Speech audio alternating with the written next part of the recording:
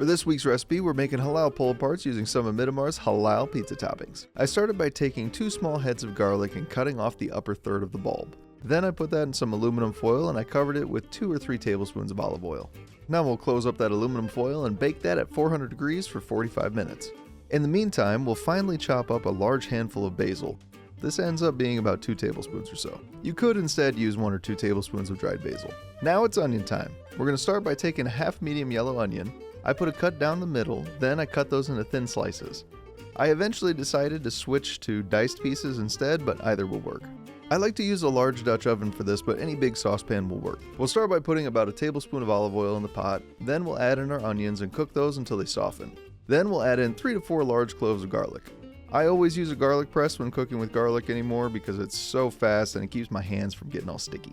We'll fry that up until the garlic is fragrant, then we'll pour in a 28-ounce can of crushed tomatoes, 1 tablespoon of oregano, salt and pepper to taste or about a teaspoon each. Now we'll add in our basil and cook that until slightly thickened, then we'll take it off the heat. In a mixing bowl, we'll make our cheese blend by shredding about 4 ounces of low moisture part skim mozzarella. Then in the same bowl, we'll shred 8 ounces of whole milk mozzarella and mix it up.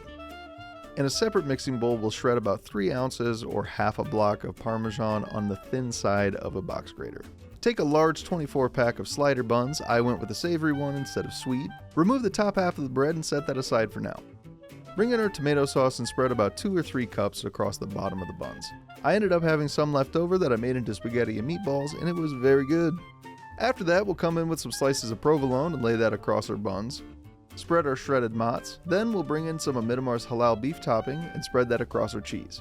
Next, we'll place some of Midamar's halal all beef pepperoni. Sprinkle with a little Parmesan, then we'll top it with our bun tops and set that aside while we whip up a quick butter topping for our buns. I took about a 1/4 cup of fresh sage leaves and chopped those up until I had some fine pieces.